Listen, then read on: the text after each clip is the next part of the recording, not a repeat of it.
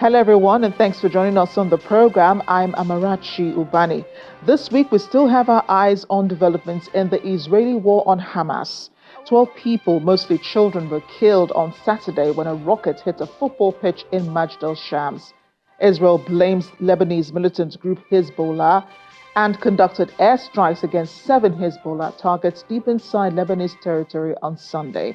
We'll have more on this in a bit, as well as a focus on the Nigeria-Britain Association. What is it? And what do members do here in Nigeria?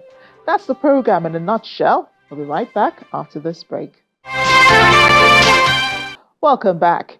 Israel appears to be retaliating an attack on its side of the Golan Heights on Saturday. As we said earlier, 12 people, mostly children, were killed. Now, early Sunday morning, the IDF said it had conducted airstrikes against 7 Hezbollah targets deep inside Lebanese territory. Druze mourners in the Israeli-controlled Golan Heights on Sunday attended a funeral procession for the children and teenagers killed in a rocket attack on Saturday, July the 27th. Israeli Defense Minister Yoav Gallant blames Hezbollah for the airstrikes and says it will pay a price for the rocket attacks.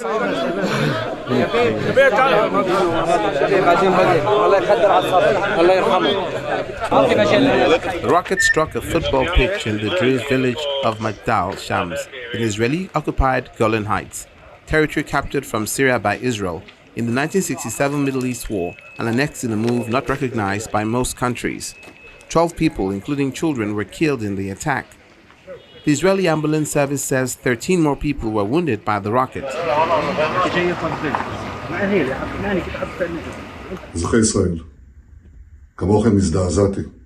Israeli Prime Minister Benjamin Netanyahu said on Saturday that his country will not stay silent following the attack. In a video message posted online, he says he was shocked to see the horrific photos in the wake of what he calls Hezbollah's murderous attack. He said since he'd been updated on the attack, he convened the Security Cabinet.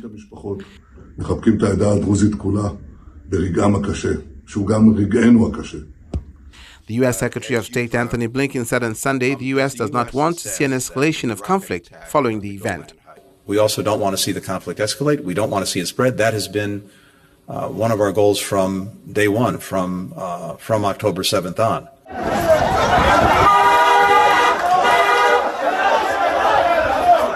In the meantime, an Israeli airstrike on a house in the center of Khan Yunis city killed 10 people, including a 4-month-old baby girl, on Sunday.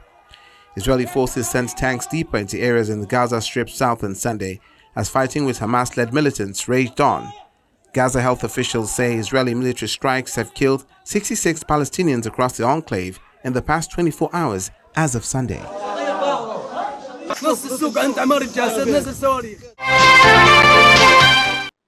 And back here in Nigeria, the Nigeria-Britain Association held its annual presidential dinner where members got to meet, rub minds, and network. The Nigeria-Britain Association is known as a friendship association, bringing people together who want to network beyond the borders of Nigeria and Britain.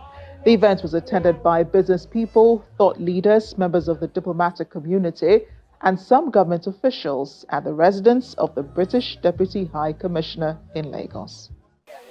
We particularly commend your social, cultural, educational, and other programs designed to bring together friends, corporate associations, and organizations from Nigeria, Britain, and the Commonwealth with a collective vision to positively impact the community. As a state, the administration of Governor Babajide Olusola Sanwo-Olu is committed to fostering an environment that encourages wholesome and sustainable development. We are working to enlarge and enable the space for all partners to fully contribute to the development of the state, and we're optimistic that the Nigeria-British Association will continue to work with us as we move in the journey to achieving a greater Lagos of our dream. Yeah, one of the things we're planning this year, we believe that I've gotten the feedback that we're being so quiet, that people don't know about us, that despite that we're 55 years, some people are just knowing for the first time. So we're going to use this platform of 55th anniversary to blow our trumpet to see what we've been doing so far, and we'll be able to attract people in.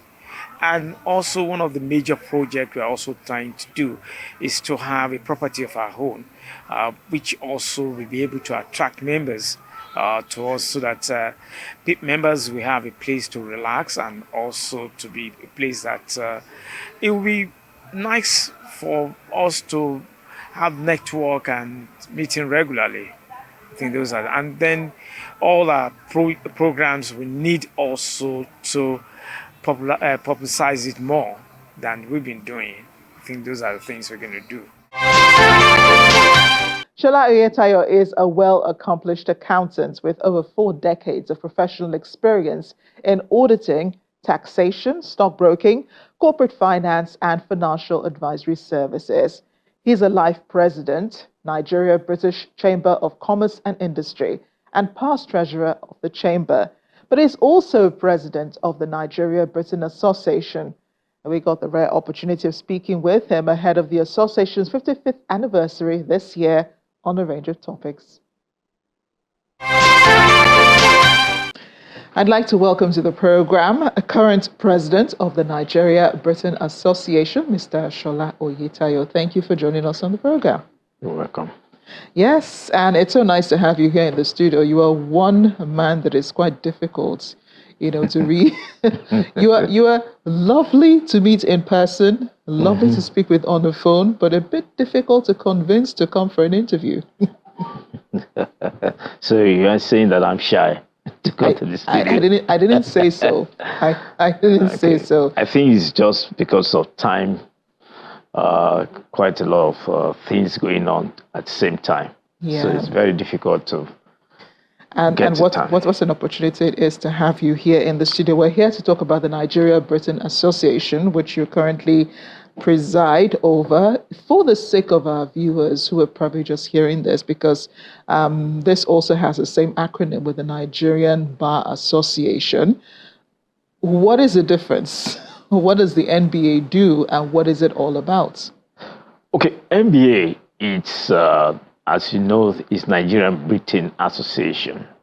Though we normally write our own NBA as N-BA, so that it doesn't have anything with the Nigerian Bar Association. Now, started in 1969 Nigeria.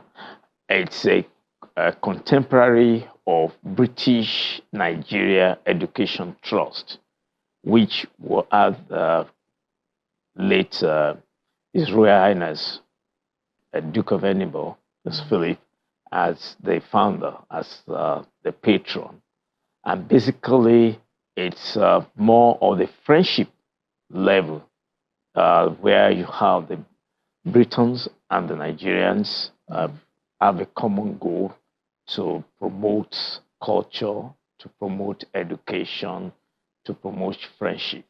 And that's basically was that. So that those Britons who are in Nigeria at that time collaborate with Nigerians to be able to establish that organization and have friendship, culture, education. And you know that in terms of education, we have quite a sizable number of Nigerians studying in the UK. Yeah, I know that, some people who are listening to this are thinking, okay, so when you hear Nigeria Britain Association, you're probably thinking business people, business-minded people. But the association is open, it's encompassing, right? Isn't it? Yes, it's encompassing beyond business. We are onto culture, we're onto friendship, we're into different aspects of life. And that includes businesses. Yes, it different includes businesses. Yeah. Yeah. So how do you draw membership into the Nigeria Britain Association? Yeah, our membership in different categories. In our own case, we also have the youth in our own membership, 25 years above. We have the business who are partners to us. They are corporate organizations, and we have individuals. Basically, we identify some individuals, all those who are interested, and who have attended our program one day or the other and be interested and say, okay, look, this is an association I would like to be part of. So definitely we will consider. We're having this interview just a few days after the president's cocktail. I've been opportune to attend a few of them myself. Attended even the recent one they held at the residence of the British Deputy High Commissioner in Nigeria. Why is it so important to have this president's cocktail? Because I notice it happens only once a year. Yes, because we have a series of events, and it's one of the flagship events we have, called it Presidential Cocktail, and we have it hosted in the residence of the British Deputy High Commissioner. And that particular event is more of a networked event where we have business men and women and different categories of and those who are in culture, those who are in sports, those different aspects of life were mixed together and be able to share experiences, to share, to network, and that's basically what we do, and that's why we have it once a day, because we have all the programs coming up. So that's just one of the programs, and make it open to nearly all the high net worth individuals. And one of the programs you have this year is your 55th anniversary. Yes. So there must be, some, really big schedules.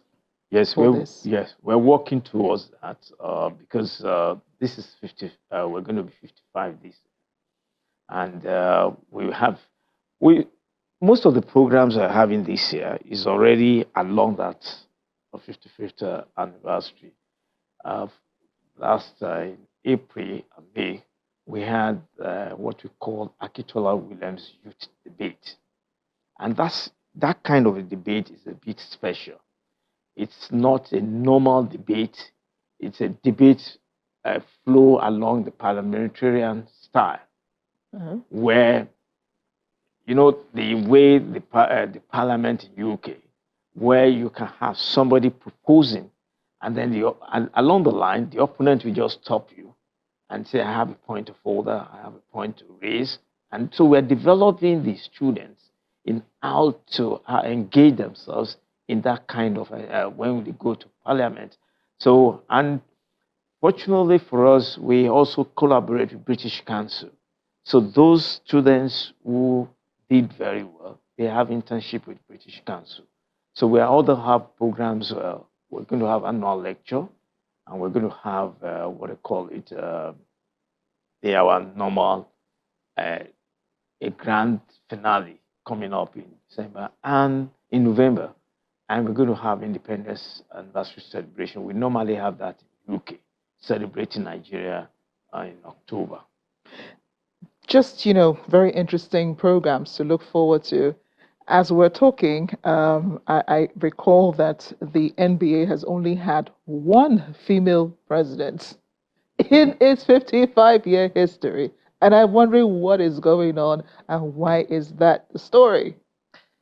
Why the story? No, it's second. The second? Yes, we've had a female who happened to be a Briton. Okay. Yes, that's actually different. Yes. It's first Nigerian, and then youngest, yes, and president. the youngest. Yes, yes, first Nigerian president. And the youngest. But we have already had a Briton as what do you call it, a president before, a female president. Yes. So, but in an environment like ours, and it's not. It's if you look at it was after the Beijing that you have even most organizations having even CEOs as presidents, and in some organizations, in some countries, as highly sophisticated United States is, they are still battling to have the first female president. The things might change this year. We hope so. We'll take a short break now. Diplomatic Channel will be right back. I wondered if the NBA does, pay attention to global events. because I've had the opportunity of speaking to a former NBA president on the elections in the UK before, at the time when the UK was thinking of exiting the European Union. I've spoken to a number of, spoken to the former NBA president, Tunde Arungumati, Yeah. on such issues. And I'm wondering if the NBA does comment, if you do have, your thoughts and opinions on, certain global events, the recent elections in the UK. I guess as an association, you may not have like a joint opinion, but what about Nigeria? This is, where you're based. Do you pay attention to what's happened in the country? Do they concern you? Yeah, it's as a Nigerian and as an association, it concerns us because this is where we operate. So what goes on within the country will concern everyone. And we also have to contribute our quota to ensure that, because at the end of the day, the prosperity of Nigeria will translate to the prosperity of every individual. So if the economic climate is not conducive, the political climate is not conducive, it's going to rub off on every individual. So it actually concerns us. It concerns us as an individual and as an association. So what do you think about the proposed upcoming protests this week? Yeah, it's it's a fundamental human right of protesters to protest. The only thing is that you have to obey certain rules, and you have to do it in a guidance to ensure that you do not allow your own right to affect other people's right. And I don't see why, if you are protesting and protesting peacefully, and you are making your demands known, and I believe also it's part of the government also to be responsible enough to look at the demands and to also the enforcement officers to ensure that they guide those, they protect the protesters and those who are not protesting, so that everyone, because it's a normal life. All of us cannot be in the same place. But if I listen to you, but it's not to make sure that, oh, you must listen to me. If you don't listen to me, I will destroy you. Or if you listen, if you are doing something, I will make sure that I do not listen to you and I will destroy you. So if things can be done in peaceful manner, both on the part of law enforcement agents and on the part of the protester, I think things will be better for all of us. Yeah, and I know that the concern of the government here is that things don't turn awry like they have in Kenya, that there is no chaos or Yes. breakdown of law and Yes. order. That's the main concern of government. But the people, as you said, do have a right to protest. Yes. Do you also, are you also fearful of the fact that, this protest might turn, I don't might think, become more chaotic than yeah, organized? I think all of us have learned our lessons, that we will not want the repeat of both the government and the protesters. We will not want the repeat of NSAS, because we have all learned the lesson. I believe so, because at the end of the day, when you look at it, both sides and reasons to learn lessons from, and also we know what is happening in other parts of the world. And I believe I do not have anything to fear about this coming. I believe that things will be done properly, and I think. What's the messaging for members of the NBA? In respect of, Yes, the upcoming protest. my message is all of us just to make sure that we have an understanding of what we are doing. And we also take the nation interests at most, that we all believe that this is Nigeria, this is our own country. If anything goes wrong, this is where we all stay. And for the NBA, we've seen what goes on in other parts of the world. We've seen what goes on UK and everything, we should be able to know that moderation is very important for each and every one of us, and we do things legally and peacefully. Speaking of legally, the new UK Prime Minister, Yes. Sir Keir Starmer, announced that the UK-Rwanda deal was dead on arrival. You know, and this is a major concern it was a major concern for many of people living in the UK. I'm just wondering if, you know, businesses owned by members of the Nigeria-Britain Association could have been affected in any way, you know, by this directive given by the UK Prime Minister. But you see, first and foremost, the objective, I don't think, you know, this is one of the things the government also, I don't think the government of UK, at that point, the Conservative actually have a deep thought about what's going to be happen, the effect of the Rwanda thing. And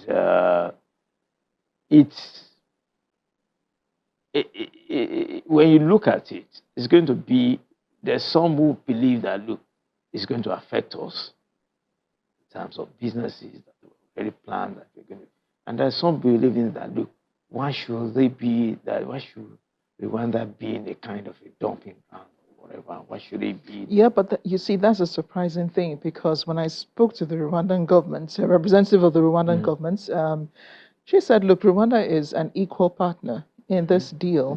So it is something they also went in with their eyes opened.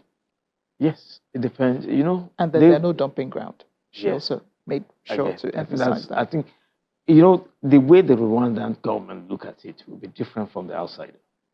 And for an African, it's it brings quite a lot of questions to an African that, look, why should that kind of be a deal like that?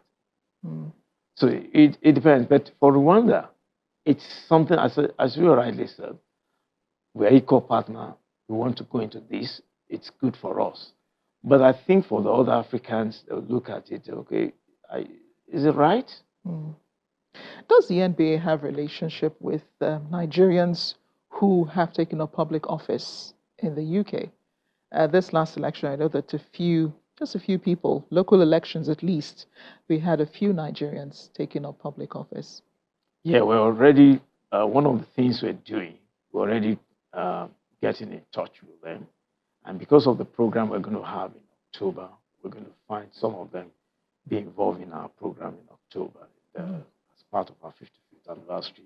Also see how we can relate with them and how their being the office in UK can be of positive interest to us in Nigeria. Have there been major challenges as president of the association? There will always be. Part of it is that, you know, because of the economy, getting members to pay their subscriptions, in terms of members, because at this point in time, people have to prioritize, and they belong to different organizations and say, okay, look, I belong to this, which one is giving me the value, and all kinds of things, and based on things that we also want to do for the association, quite a lot of challenges, but so far so good. We're coping. So you have a huge task of organizing the 55th anniversary. What are your expectations for the NBA beyond 55? Yeah, beyond, one of the things we're also planning to do is that it's surprising that after 55 years, where we do not have a place of our own. That's one of the things, because for a friendship organization like us, we want our members to have a place where they can come and relax and will be able to. It's one of those challenges we're going to do. We believe that we are looking, because we have what I call idea, inclusivity, inclusiveness, diversity, empowerment, and agility. And that's where we run our program. Inclusiveness, because we're going beyond Nigerian Britain. we are moving to the Commonwealth. So we want to include, and then that diversity in terms of where you're talking about women, when we're talking about the youth, and we want to then empowerment. We want to see how we can empower our members also, and empower anyone who attend our program, and making our program in such a way that in terms of agility, that in terms of making it such innovative. And those are things that we are looking forward to, and we believe that that will lead us beyond in the next 50 years.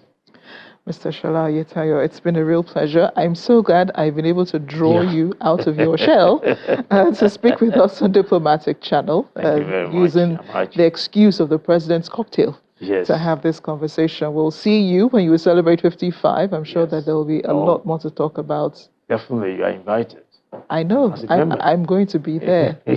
I'm going to be there, surely. Thank you so much. Thank you. You're welcome.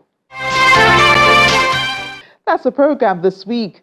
Diplomatic Channel returns same time next week. I'm Amarachi Ubani. See you then.